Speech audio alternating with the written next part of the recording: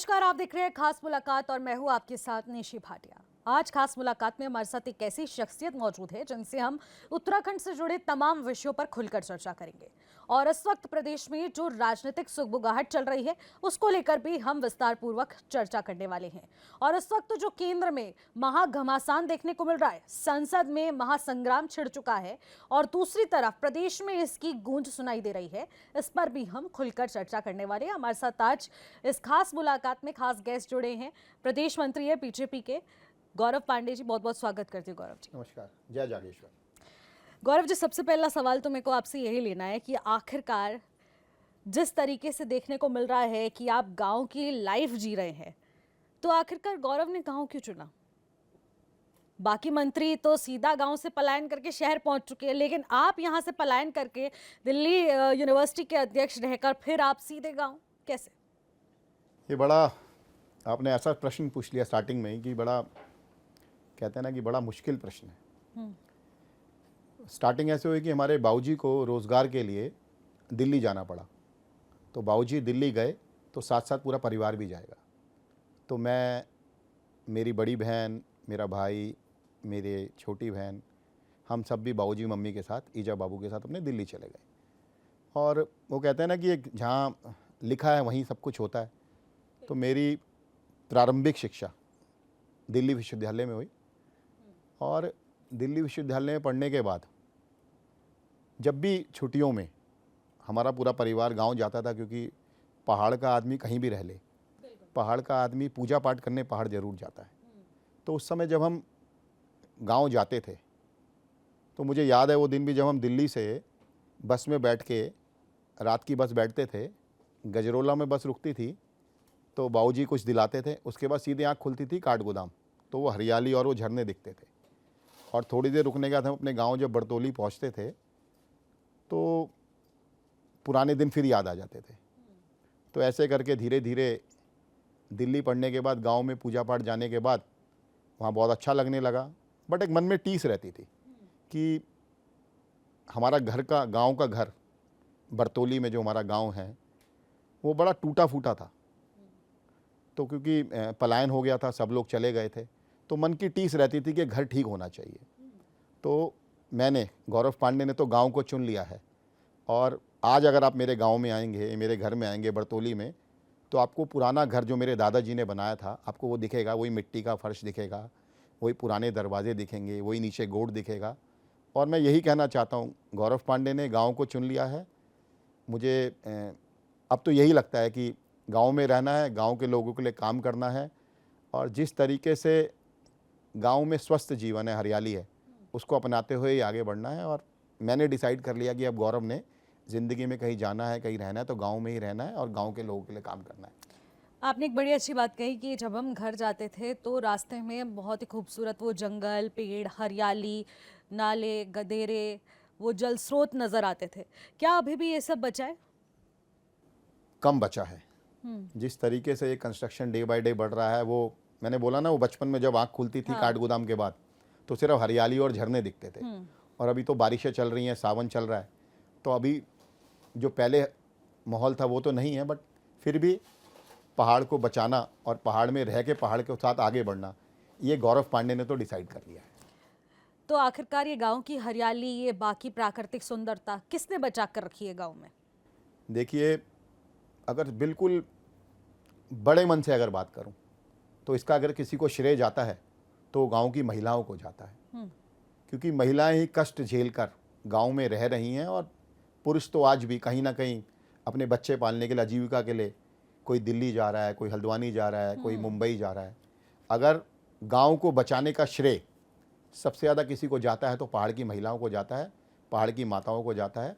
और मैं उन महिलाओं को और पहाड़ की बेटियों को नमन करता हूँ कि विषम परिस्थिति में भी वो अपने पहाड़ की संस्कृति और अपने पहाड़ के कल्चर को बचा के रख रही हैं। मैं उनको नमन भी करता हूँ और वंदन भी करता हूँ।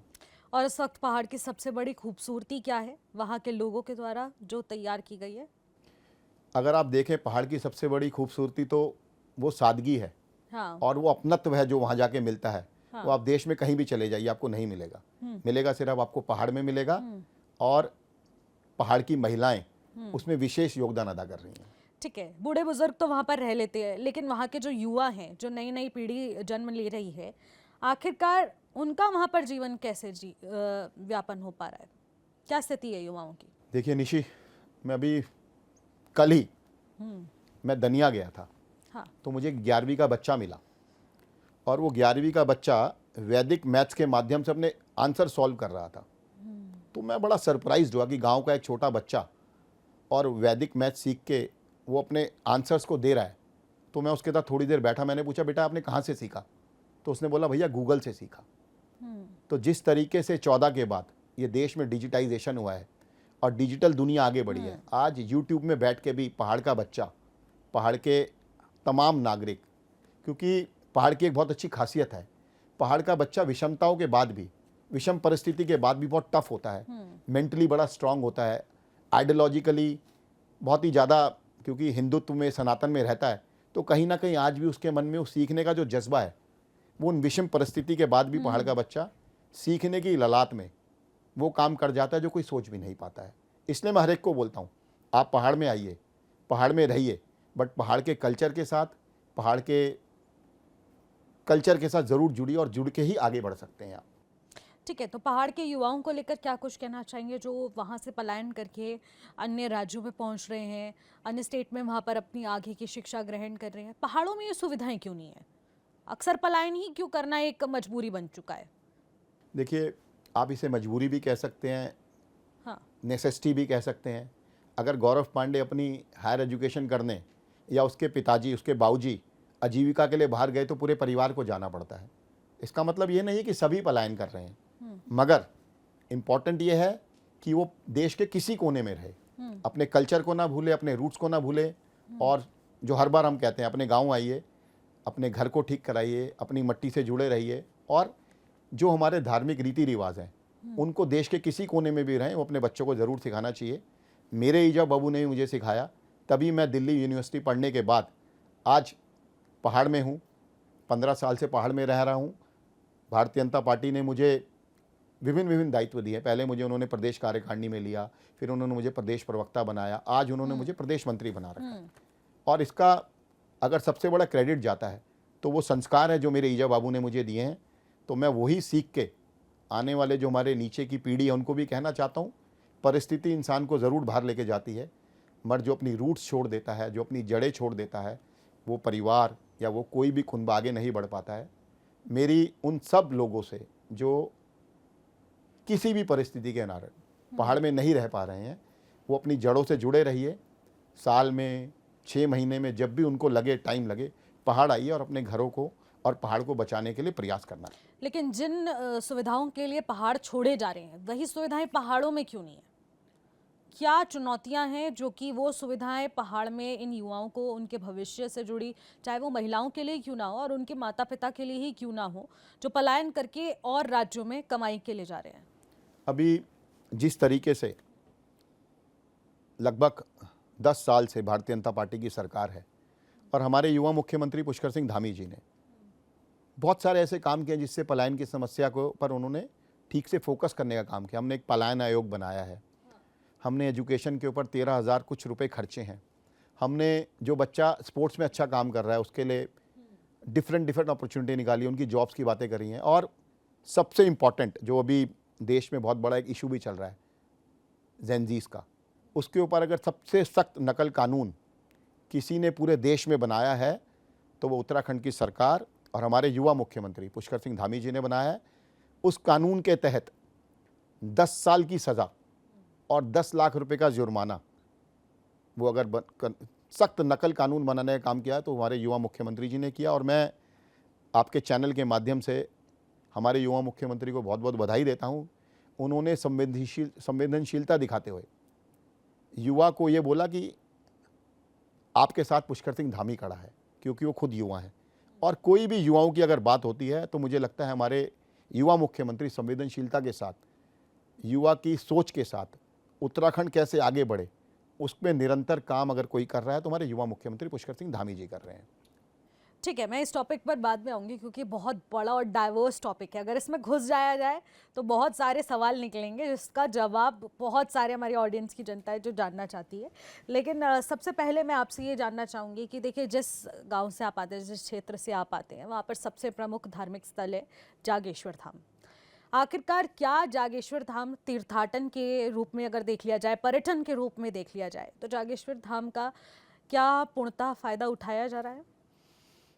मैं आपके बहुत अच्छा आपने क्योंकि मैं अपनी कोई भी बातों की शुरुआत या कहीं पे भी जाता हूँ तो जय जागेश्वर जरूर बोलता हूँ, क्योंकि मेरा रिलीजियसली उससे कनेक्ट है। इसीलिए मैंने आपसे ये सवाल भी किया। मैं आपको बताऊं, जब से आदरणीय हमारे देश के यशस्वी प्रधानमंत्री, विश्व के सबसे प्रभावशाली नेता नरेंद्र मोदी जी ने जागेश्वर आए हैं, टूरिज़्म की दृष्टि से मैं देखूं, रिलीजियस टूरिज़्म की बात करूं तो वहाँ पे टूरिज़्म की संख्या, मतलब आने वाले पर्यटकों की संख्या बहुत ज़्यादा बढ़ गई है और उसका फ़ायदा डायरेक्टली और इनडायरेक्टली हमारे अल्मोड़ा के लोगों को हो रहा है। मैं आपको छोटा सा कनेक्ट करके देता हूँ। हम हल्द्वानी से निकले, नीम करोली बाबा गए। पहले जो नीम करोली बाबा में ट्रैफिक रुक जाता, जब टूरिस्ट रुक जाते थे, वो सीधे जागेश्वर आते हैं, गोलजू भगवान आते हैं। तो उस लिंकेज में जो बैकवेज लिंकेज है, जो हमारी छोटी दुकानें खुली हैं, जो स्थानीय व्यवसाय हैं, वो कहीं ना कहीं वो दुकानें डे बाय डे चल रही हैं। फिर हमारे युवा मुख्यमंत्री जी ने, हमारी सरकार ने होम स्टे पॉलिसी बनाई। आज आप जाइए, उत्तराखंड के किसी कोने में जाइए, आपको हज़ारों होम स्टेज मिलेंगे और उसमें जो लोग रहते हैं, जो श्रद्धालु रहते हैं, जो टूरिस्ट आके रहते हैं, उनका फीडबैक भी बहुत अच्छा है, क्योंकि उन्हें संस्कृति से जुड़ने का मौका मिलता है, उन्हें हमारे खान पीन का पूरा आनंद मिलता है। और जिस तरीके से जागेश्वर में रिलीजियस टूरिज़्म बढ़ा है, मुझे लगता है उसकी आजीविका का फ़ायदा हमारे प्रदेश के हर कोने में हो रहा है। चाहे वो कुमाऊँ की बात करें, चाहे हम गढ़वाल की बात करें, चार धाम यात्रा में लगातार डे बाय डे कितने लाख लोग आ रहे हैं। तो मैं क्योंकि खुद भी बहुत घूमता हूँ, ट्रैवल करता हूँ और मैक्सिमम टाइम होम स्टेज में ही रुकता हूँ, तो मुझे ऐसे लगता है जो ये पॉलिसी बनी है, होम स्टे पॉलिसी, उससे हमारे प्रदेश की आजीविका में बहुत तेज़ी से बदलाव हो रहा है और आगे बढ़ रहा है प्रदेश। बिल्कुल, देखिए, जागेश्वर के शिल्पकार्य की बहुत प्रसिद्धि है और कहा जाता है वो बहुत ही अनोखा है, बहुत ही सुंदर है, अद्भुत है। क्या उसको सही तरीके से पहचान मिल पाई है? उसका लाभ वहाँ के रहवासियों, इन सबको मिल पा रहा है? बिल्कुल मिल रहा है और आगे भी मास्टर प्लान के तहत, मानव खंड के तहत अभी हज़ारों करोड़ रुपए जागेश्वर में इन्वेस्ट हो रहा है और उसमें अच्छी पार्किंग बने, आड़तोला में अच्छा सुंदर गेट बन रहा है, जागेश्वर में भव्य लाइटिंग हो रही है। ठीक है। और जो श्रद्धालुओं को सबसे इम्पोर्टेंट चाहिए, मेंटल पीस, जिसके लिए देश के हर लोग वहाँ जाना चाहते हैं, उन्हें वो पीस मिल रहा है। मैं आपके चैनल के माध्यम से सबको कहना चाहता हूँ, आप जागेश्वर आइए, ज़रूर आइए, मगर प्लास्टिक ना लाइए, क्योंकि आने वाले समय में अगर कोई सबसे बड़ा अभिशाप बनने वाला है इस प्रदेश के लिए, पहाड़ के लिए, वो प्लास्टिक बनने वाला है। मेरी उन सबसे रिक्वेस्ट है कि आप पहाड़ आइए, बट प्लास्टिक मिनिमम लेके आइए। ठीक है, देखिए, बहुत सारे सवाल हमने कर लिए हैं और आपकी आजीविका से जुड़े, आपके गांव से जुड़े प्रसिद्ध धाम जागेश्वर धाम पर भी हमने खुलकर चर्चा कर ली है। लेकिन अब लोक प्रसिद्धि इसकी देखने वाली बात रहेगी कि कितनी रहेगी। हालांकि प्रधानमंत्री नरेंद्र मोदी ने तो ब्रांडिंग कर दी है और इसके चलते बहुत सारे लोग जो हैं वो जागेश्वर धाम को भी चुनते हैं जब वो अपने चारों धामों के लिए आते हैं। बहुत सुंदर, बहुत ही अद्भुत, क्योंकि मैं भी गई हूँ, पर्सनली एक्सपीरियंस है कि बहुत ही खूबसूरत जगह है, बहुत ही अच्छा पर्यावरण भी है और जागेश्वर धाम में जाकर एक अलग ही अनूठा अनुभव वहाँ पर जो मिलता है, एक एनर्जी है जिसको अगर महसूस किया जाए, जो भक्ति भाव के साथ आए, तो उसे डेफिनेटली मिलेगा, उसकी सारी मनोकामनाएं भी पूरी होगी। बहुत सारे सवाल अभी आगे भी जारी रहेंगे। फिलहाल एक छोटे से ब्रेक के लिए रुकेंगे और ब्रेक के बाद जो लौटेंगे, आप सब बने रहिए। के बाद एक बार फिर से आपका स्वागत करते हैं खास मुलाकात में और भारतीय जनता पार्टी के प्रदेश मंत्री गौरव पांडे हमारे साथ बने हुए हैं खास मुलाकात में, खास चर्चा के लिए। और फिर से चर्चा को आगे बढ़ाते हैं गौरव जी, और आपसे जानना चाहूँगी, आप काफ़ी लंबे समय से संगठन के साथ जुड़े हुए हैं, चुनाव लड़ने के बारे में क्या सोचा है? हाँ, ये तो आपने बिल्कुल फंसाने वाला प्रश्न पूछ लिया। जो भी भारतीय जनता पार्टी में काम करता है और उसका मन चुनाव लड़ने का ज़रूर होता है और होना भी चाहिए, स्वाभाविक है, क्योंकि एक ह्यूमन टेंडेंसी है। जब आप किसी संगठन में काम करते हैं तो एक चुनाव की इच्छा सबके मन में होती है और कोई लाग लपेट नहीं, कोई इधर उधर की बात नहीं। मेरा भी मन चुनाव लड़ने का है। अगर पार्टी मुझे मौका देगी तो मैं भारतीय जनता पार्टी से ये ज़रूर कहूँगा कि आप मुझे मौका दें और मैं चुनाव लड़ने के लिए तैयार हूँ। ठीक है, तो चुनाव लड़ेंगे। और मैंने आपसे ये सवाल इसलिए भी पूछा क्योंकि आप काफ़ी लंबे वक्त से गांव में हैं और गांव की प्रमुख समस्याओं से आप बेहद रूबरू हो रहे हैं और आप गांव के लिए कुछ कर सकते हैं बेहतरीन। फिलहाल इस वक्त अगर चुनाव जीत भी जाते हैं तो सबसे प्रमुख चुनौती इस वक्त गांव में क्या बनी है जिस पर आप सबसे पहले काम करना पसंद करेंगे? देखिए, मैं जब से गांव घूम रहा हूं, मैं अपनी सारी सभाओं में, सारी बैठकों में और जिस भी घर में जाता हूं, तो एक ही बात बोलता हूं कि हमारे युवाओं को नशे से दूर रहना चाहिए। क्योंकि जिस घर में नशा घुस जाता है ना जी, वो घर कभी पनप नहीं पाता है। और मैंने बहुत ऐसे घर देखे हैं जहाँ छोटे छोटे बच्चे नशे में पड़ के वो घर बर्बाद हुआ है। तो अगर जागनाथ जी मुझे कभी कोई मौका देंगे तो मैं एक तो नशे के ऊपर काम करना चाहता हूँ, और दूसरा मैं सबसे बड़ा जो काम करना चाहता हूँ, मैं हमारे जागेश्वर में एक बहुत बड़ा हाई ऑल्टीट्यूड ट्रेनिंग सेंटर बनाना चाहता हूँ। क्योंकि मुझे ऐसा लगता है, मैं क्योंकि खुद भी एक स्पोर्ट्स प्लेयर रहा हूँ, फुटबॉल खेली है, मुझे ऐसा लगता है कि वो अगर स्पोर्ट्स में बच्चा रहेगा तो उसका दिमाग एक तो स्वस्थ रहेगा, और अगर वो स्वस्थ रहेगा तो वो नशे में जाने की तरफ नहीं सोचेगा। तो एक कभी जागनाथ ने कभी ताकत दी तो एक जागेश्वर में सुंदर हाई ऑल्टीट्यूड सेंटर बने।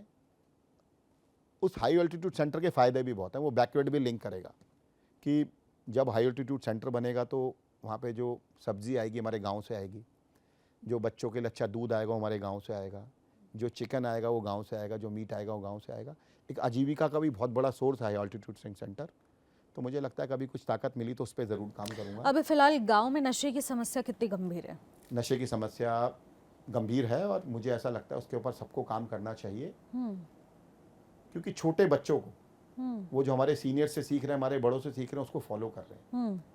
तो मैं अपने हर वीडियो में जहाँ भी जाता हूँ एक ही बात बोलता हूँ कि आप नशे से दूर रहिए। जैसे मैंने पहले बोला कि आपने पूछा मेरे से गाँव को किसने बचाया, तो मैंने आपको बोला महिलाओं ने बचाया। हाँ। है ना। तो मैं फिर कह रहा हूँ वो महिलाएं ही हैं जो, क्योंकि किसी का भी सबसे बड़ा कोई टीचर होता है बच्चों को तो उसकी माँ होती है। क्योंकि गाँव की जो परिस्थिति है उसमें पुरुष तो ज़्यादातर काम पे लग जाते हैं, कोई दिल्ली चला जाता है, कोई मुंबई चला जाता है। एक माँ को अपने परिवार में सबसे ज़्यादा टाइम अपने बच्चों के साथ बिताना पड़ता है।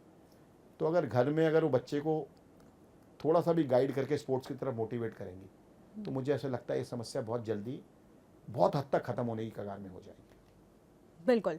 इसके अलावा चुनौतियों की अगर बात कर ली जाए तो युवाओं के लिए बहुत सारी चुनौतियां हैं और इस वक्त युवा सबसे ज़्यादा ट्रेंड कर रहे हैं, यानी कि जेनजीज, जिसका हम लोग ब्रेक से पहले भी जिक्र करते हैं। वापस से आएंगे इस डाइवर्स टॉपिक पर और मैं आपसे जानना चाहूँगी कि जेनजी प्रोटेस्ट कर रहे थे, सरकार के खिलाफ एक अलग प्रकार का आक्रोश देखने को मिला, सरकार से मांग की गई और धर्मेंद्र प्रधान का इस्तीफा भी होता है। अब उसके बाद कहा जा रहा है कि सरकार को जागने की ज़रूरत है, सिस्टम खराब हो चुका है, भ्रष्टाचार हो चुका है।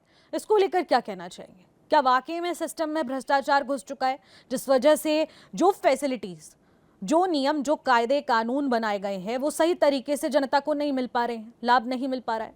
देखिए, मैं इसमें बस इतना ही कहना चाहूँगा, जो ये अभी जेनजीज का आंदोलन हुआ, उस जेनजीज का आंदोलन, उसकी संवेदना मेरे में इतनी नहीं थी। मुझे एक मेरे दोस्त ने बोला कि भैया अगर आपके घर का बच्चा नीट दोबारा पेपर देता, उसका मेंटल लेवल क्या होता वो आपको जब समझ आएगा जब आपके घर का बच्चा होगा। क्योंकि मेरे बच्चे अभी छोटे हैं, मगर मैं इसमें सबसे बड़ा अगर किसी को क्रेडिट देना चाहता हूँ तो हमारे प्रधानमंत्री जी को देना चाहता हूँ। उन्होंने देखिए समस्या को तुरंत समझा और जेनजी से उनकी लैंग्वेज में बात करी। क्योंकि आज का जेनजी चैनल्स में जाके कोई अपनी बात नहीं करता, वो इंस्टाग्राम में जाके कर रहा है। जिस तरीके से प्रधानमंत्री जी ने हेलो फ्रेंड्स कह के इंस्टाग्राम में उनको संबोधन दिया और उनकी बात बोली और अपनी बात उन्हें समझाई, मुझे ऐसा लगता है देश के यशस्वी प्रधानमंत्री जी ने जेनजीज की पीड़ा को पीड़ा समझ के सख्त नकल कानून बनाया, पार्लियामेंट में उसे तुरंत क्लियर किया और बोला कि आपके साथ देश का प्रधानमंत्री खड़े हैं, आपके साथ मैं खड़ा हूँ, आपको बिल्कुल भी हताश होने की ज़रूरत नहीं है। और उन्होंने उस समस्या का तुरंत समाधान निकालने के ऊपर भी पार्लियामेंट में जिस तरीके से उन्होंने सारे बिल पास कराए, मैं हमारे विश्व के सबसे प्रभावशाली नेता आदरणीय नरेंद्र मोदी जी को बहुत बहुत धन्यवाद देता हूँ। उन्होंने युवाओं की बात सुनकर, ठीक है, युवाओं जैसा समझकर उस डिसीजन को किया। और क्योंकि अभी हम अपनी स्टेट की बात कर रहे हैं, हमारे युवा मुख्यमंत्री जी ने तो स्टेट का सबसे स्ट्रॉन्ग नकल कानून बना दिया प्रदेश का। और उसका तो मुझे लगता है पूरा देश आज उसके बारे में बात कर रहा है। उन्होंने तुरंत बोला कि जो भी नकल करने में या कराता हो पकड़ा गया उसको 10 साल की कैद होगी जी, 10 लाख रुपए का जुर्माना लगेगा। और उसके बाद जितनी जल्दी उन्होंने भर्ती प्रक्रिया करी, 30,000 लोगों को उन्होंने नियुक्ति पत्र दे दिया, 30,000 लोगों को। और उन्होंने शिक्षा का बजट 13,000 करोड़ रुपए कर दिया। तो मुझे लगता है कि जिस तरीके से लोगों ने भारतीय जनता पार्टी में विश्वास किया, उत्तराखंड में डबल इंजन की सरकार बनाई और युवा मुख्यमंत्री पुष्कर सिंह धामी जी ने युवाओं के साथ खड़े होकर जो फैसले लिए वो बहुत ही ज़्यादा काबिल तारीफ है और आगे बढ़ने वाले फैसले हैं। देखिए, इस पर नो डाउट तारीफ करनी चाहिए कि बजट का अधिकतम हिस्सा शिक्षा पर खर्च हो रहा है, लेकिन जो इस वक्त प्रदेश की सबसे बड़ी समस्या है पलायन, उस पर बजट का इतना कम हिस्सा क्यों? मैंने आपको बोला ना कि पलायन आयोग बना है, पलायन आयोग की सिफारिशों के ऊपर अमल होना चालू हो गया और जल्दी उसका डिसीजन और उसका जो रिजल्ट हमें देखने भी लगेगा। और क्योंकि बड़े लोगों ने बड़ी आशा के साथ भारतीय जनता पार्टी की सरकार बनाई ठीक है, उन आशाओं में भारतीय जनता पार्टी खरी उतरे, ये सब कामना करते हैं और मैं भी वैसी कामना कर रहा हूँ। ठीक है, वापस से आएंगे जेन ज़ी प्रोटेस्ट पर। और ये भी बताना चाहूंगी, अभी सदन का सत्र चल रहा है, वहां पर विपक्ष लगातार हमलावर है। साफ तौर पर जेन ज़ी प्रोटेस्ट से जुड़ा हुआ यह मुद्दा, जो कि शिक्षा एक मूलभूत सुविधा है, मूलभूत चीज़ है जिसकी मांग हमारे युवा कर रहे हैं, तो इसमें कोई हर्ज नहीं है। सरकार की रिस्पॉन्सिबिलिटी भी बनती है, अकाउंटेबिलिटी भी बनती है। नेक्स्ट थिंग, चंदा चोरी, चढ़ावा चोरी इज द बिगेस्ट, जिसे कहेंगे कि मुद्दा बन चुका है इस वक्त। हमारे सबसे प्रसिद्ध धाम बद्रीनाथ धाम में चंदा चोरी हो जाती है, राम मंदिर, प्रतिष्ठित राम मंदिर, वहां पर चंदा चोरी हो जाती है। अब इसको कैसे डिफेंड किया जाएगा? और सरकार अपने आप को सनातन की सबसे बड़ी पार्टी कहती है। बहुत गंभीर विषय है और इस गंभीर विषय में गंभीर चिंतन भी होना चाहिए। और जिस तरीके से वो राम मंदिर हमारी आस्था का केंद्र है और हमने बचपन से सुना है, हमने एक ही नारा लगाया है, राम लालाम आएंगे मंदिर वहीं बनाएंगे। आज वो विपक्ष जो राम की बातों को निराधार बताता था, जो जब भी हम ये नारा लगाते थे तो मुझे याद है निशी जी कि विपक्ष कैसे पूछता था, हाँ भाई राम मंदिर कब बनाओगे। जो राम की आस्था पे सवाल उठाता था, राम के होने में सवाल उठाता था, आज वो सिर्फ पॉलिटिक्स करने के लिए, सिर्फ राजनीति करने के लिए, देश में अशांति फैले, देश में किसी तरीके से उनको ये लगे कि इनकी सरकार में कहीं ना कहीं आँच आए। हमारी सरकार थी, हमने तुरंत निर्णय लिया, जो जो दोषी थे उन्हें जेल भेजा गया, कठोरतम सजा उन्हें मिलेगी, ये इस चैनल के माध्यम से मैं आपको विश्वास दिलाता हूँ। और फिर बोलना चाहता हूँ कि जो कांग्रेस और जो विपक्ष बार बार कर रहा है उन्हें नहीं करना चाहिए, क्योंकि धार्मिक भावनाएं, हम तो शुरू से ही एक ही बात कह रहे हैं कि राम लला जी हम आएंगे, मंदिर वहीं बनाएंगे और हम सनातन के साथ। जब लोग इसकी बात नहीं करते थे, जब से साथ हैं और साथ रहेंगे और आगे तक भी खड़े रहेंगे। और जिसने भी ये कुकृत्य किया है उसकी चोरी को माफ नहीं किया जाएगा, उसे कठोरतम सजा मिलेगी, ये आपके चैनल के माध्यम से मैं आपको विश्वास देता हूं। देखिए, एक तो युवा जेनजीज हमारा एक सबसे बड़ा परसेंटेज ऑफ वोटर्स हैं, दूसरी तरफ आस्था का जब मुद्दा उठ जाता है इस चढ़ावा चोरी से, तो हमारे बहुत सारे ऐसे सनातनी हैं जो कि राम मंदिर हो, बद्रीनाथ धाम हो, उसमें अपनी अटूट आस्था रखते हैं। उनके वोट्स भी बहुत मैटर करते हैं। और अब 2027 विधानसभा चुनाव भी ये प्रदेश में है और बहुत सारी स्टेट्स हैं जहां पर 7 राज्यों में विधानसभा चुनाव होने वाले हैं।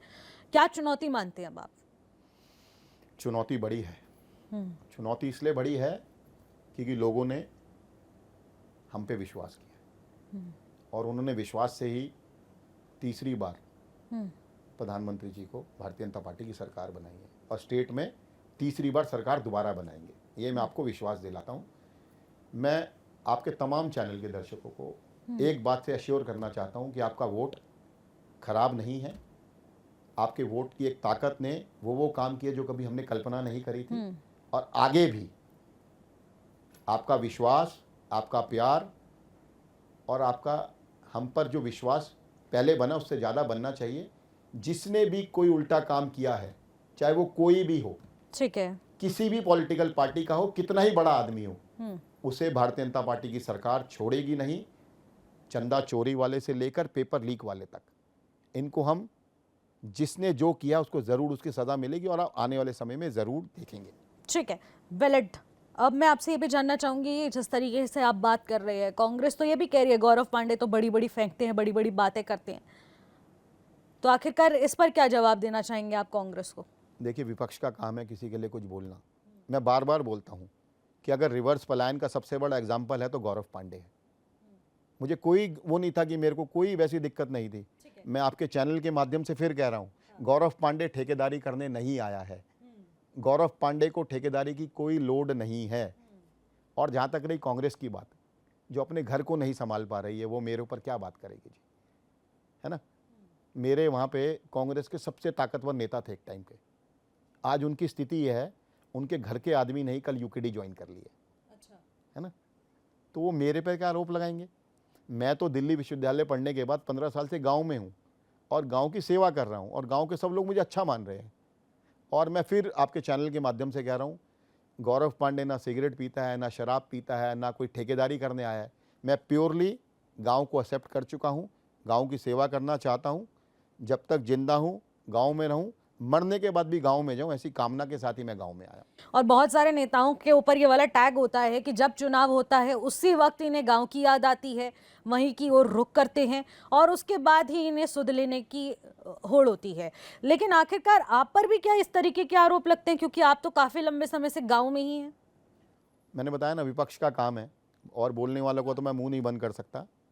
बट मुझे मैं जिस तरीके से गांव में घूम रहा हूं और लोगों से मिल रहा हूं, मुझे एक बहुत पॉजिटिव वाइब्स आती हैं।